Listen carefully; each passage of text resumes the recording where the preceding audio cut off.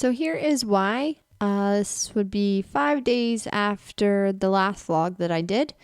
So I've progressed to working him back with the saddle, and I believe this is the second time that I've ridden him. So in total, probably his 5th ride in all, from including last year. So this is kind of how I start him in the beginning on a groundwork. I've been doing a lot of the rope work. As you can see, sometimes he gets a little nervous when that rope moves up on his hind legs. So I just take that as an opportunity to help him find where he can relax.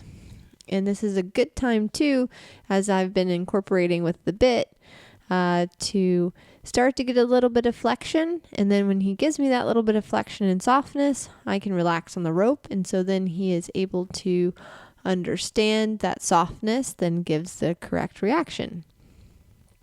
So again, just working a little bit here. He's still getting a little quick at times, but responding pretty well. There's no bucking, which is nice to see. And then I use my verbal cue ho, and he's been doing really well at stopping with that. And I have to say he's grown up a fair bit from last year. He's gotten much better about staying a little bit more relaxed on the lunge. He tended to be kind of like a happy feet horse. He always had to keep moving. So we've been working a lot on just walking and stopping and using our transitions. So see a little bit there, you can see he gets a little nervous. His head comes up and he gets a little tight in his body so that's why I'm sitting here flipping the rope around just a little bit. And then when he takes a deep breath, I give him a rub.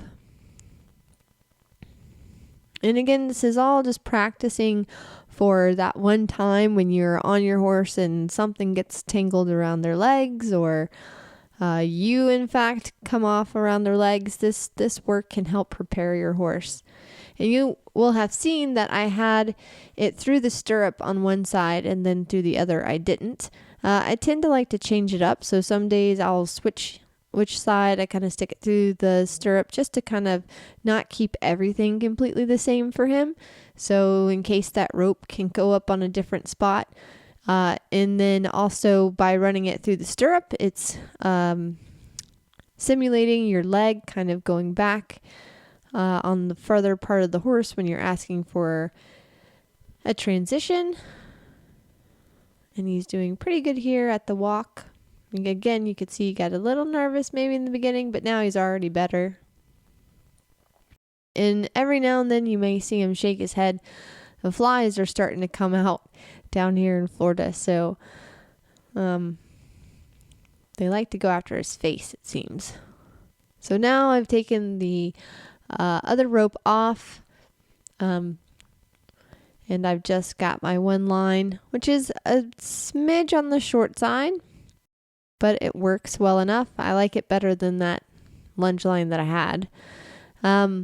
So asking for the canter transition here, he's being a little silly about it. So he didn't want to do a up canter transition, so I just had to come back and ask again, and then I got the canter. That was good enough for me. So I asked him to whoa, soften my body. Really all I'm trying to do right now is just getting him to move his feet, have the saddle, have him pick up a couple of canter strides, just so that's done before I get on.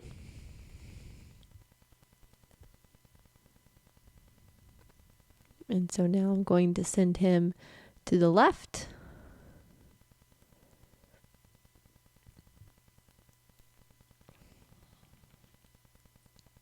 And I just really like to focus with him walking first and not just letting my horse go off into the trot. So I've been working to make sure we have transitions. And so for me, when my horses trot, I do 2 clucks, and then to canter is a kiss sound. So then that also can translate for when you're on their back. And then to stop, I say ho. So here I've lifted my hand and I'm using the kiss sound to get him to canter, and he's a little bit better this way. Now I'm going to tell him ho. See if I can get that walk. And that was pretty good. Give him a rub. And so dropped off my rope so they're out of the way.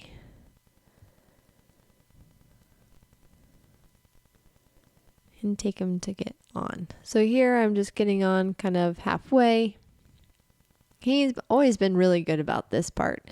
So I'm just going kind of back through my ABCs of what he knows, just because it's been a while. And again, he was good the first couple of times I rode him. We've had no problems that way in riding. So it's just going through a little bit of the refresher, and I want to make sure as well that he's nice and relaxed with the rider on. So as soon as I get on, I don't like to let my horse kind of walk off immediately. I like to sit there and see if I can get him to take a breath and make sure I use my leg cues to go forward. So when I ask them to go forward, I squeeze both my legs evenly. And especially in the beginning, starting the young horses and using a bit, you're going to see here I hop off because I had to fix my girth real quick. This is just a little loose. But in the beginning, using a bit, you're going to have really light contact and working on just trying to get them to stay soft to the contact.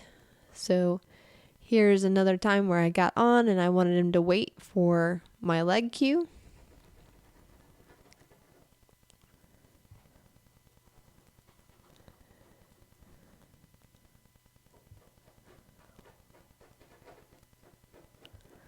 And now I'm just going to let him walk on a nice loose contact, using my legs to turn. So there you can see I have a little bit more outside leg. And I do have both my legs kind of wrapped around. Sometimes you may feel like you want to keep your legs off their sides, but you really want to make sure you're able to wrap around your horse, being nice and relaxed in your body. And here I'm just kind of playing with turning left and right and then doing a stop. And again, I'm using the ho cue or whoa cue, depends on how you want to say it, but mine is ho. And he's softening pretty nicely to the right.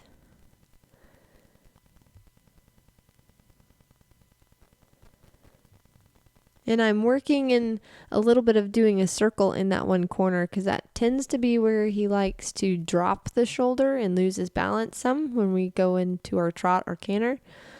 So playing a little bit there with our balance and changing the feet helps get them to be in between your legs.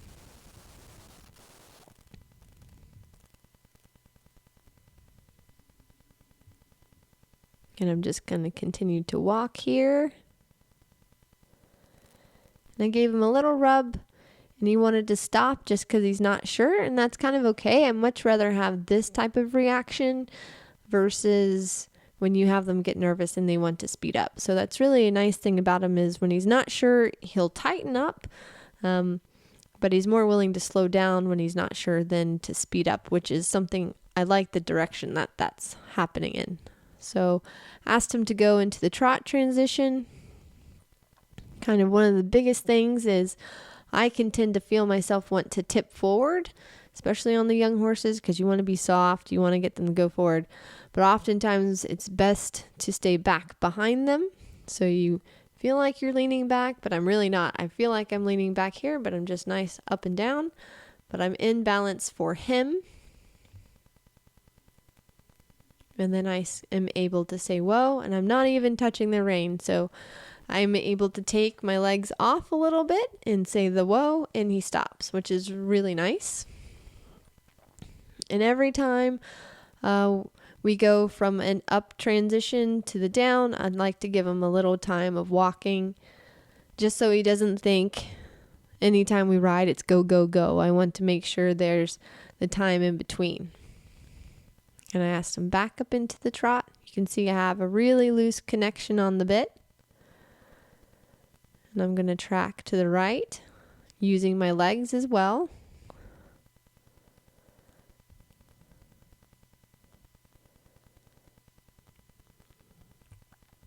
And oftentimes it's very normal for the young horses to drift.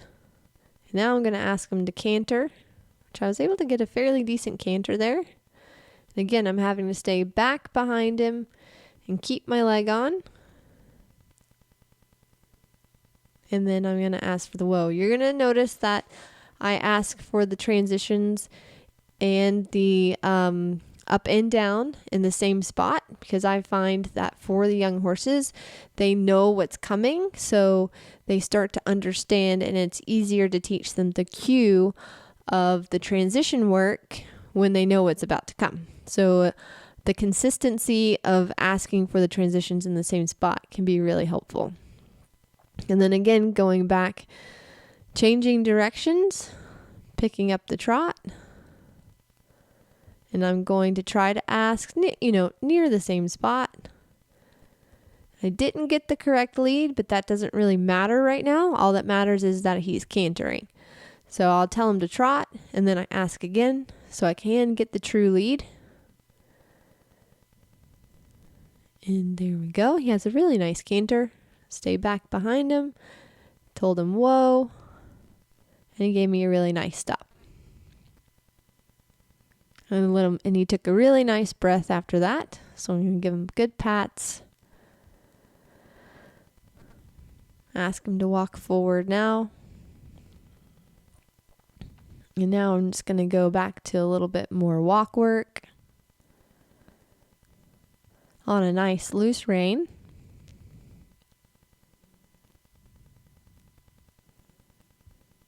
And I'm using my legs in conjunction, as well as keeping my eyes looking where I'm wanting to go.